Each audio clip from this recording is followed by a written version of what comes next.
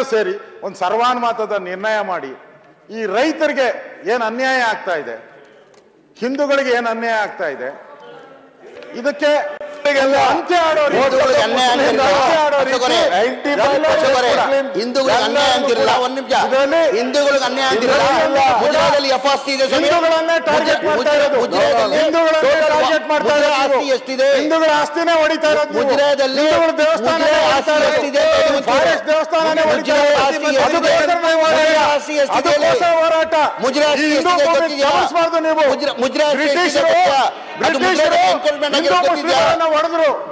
ನೀವು ಅದೇ ದಾರಿಯಲ್ಲಿ ಕಾಂಗ್ರೆಸ್ ಅವರು ಹಿಂದೂ ಮುಸ್ಲಿಮನ ಹೊಡಿತಾ ಇದ್ದೀರಾ. ನೀವು ಈಗ ಹಿಂದೂ ಮುಸ್ಲಿಂ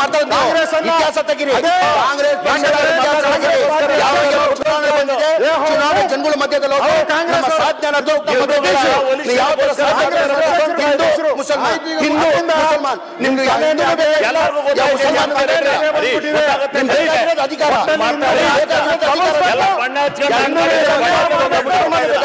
ಹಿಂದೂಗಳಿಗೆ ಬ್ರಿಟಿಷರ ಹೊಡೆದು ಆಡೋ ಈ ಕಾಂಗ್ರೆಸ್ಸಿನಲ್ಲಿ ಬ್ರಿಟಿಷರ ಇತಿಹಾಸ ಯಾವ ಬಂದಿದೆ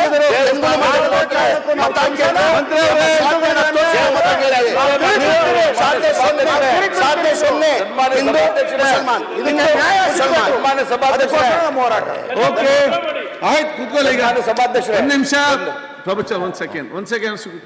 ಈಗಾಗಲೇ ಸಾಧಾರಣ ಎಲ್ಲ ವಿಚಾರವನ್ನು ಪ್ರತಿಪಕ್ಷ ನಾಯಕರು ಎಲ್ಲ ವಿಚಾರವನ್ನು ಬಹುಶಃ ಬಹಳಷ್ಟು ವಿಷಯ ಹೇಳಿದ್ದಾರೆ, ಆ ದಾಖಲೆ ಕೂಡ ಮುಟ್ಟಿಸ್ತಂತ ಹೇಳಿದ್ದಾರೆ. ಮಂತ್ರಿಗಳು ಕೂಡ ಬಹಳ ಸ್ಪಷ್ಟವಾಗಿ ಹೇಳಿದ್ದಾರೆ. ಅವಾಗ ಯಾರಿಗೂ ಕೂಡ ಅನ್ಯಾಯ ಆಗಲಿಕ್ಕೆ ಬಿಡುವುದಿಲ್ಲ, ಅಲ್ಲಿ ಏನೋ ಹೆಚ್ಚು ಕಮ್ಮಿಯನ್ನು ಗಮನಕ್ಕೆ ಸರಿಪಡಿಸ್ತೇವೆ. ಒಂದು ಅಲ್ಲ, ಆಯ್ತು, ಅಲ್ಲ, ಒಂದ್ ಸೆಕೆಂಡ್, ಏನ್ ನಿಮ್ಮ ಚರ್ಚೆ ನಡೆದಿದೆ ಅಂತ ಹೇಳುದು ನಾನು. ಅವ್ರು ಮಾತಾಡ್ತಾರೆ. ಆಯ್ತು, ನಾನೇನಂದೆ,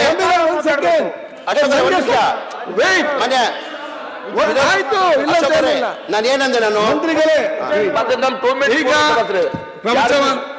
ಅಷ್ಟೇ 2 ಮಿನಿಟ್ ಅಷ್ಟೇ ಆಯ್ತು.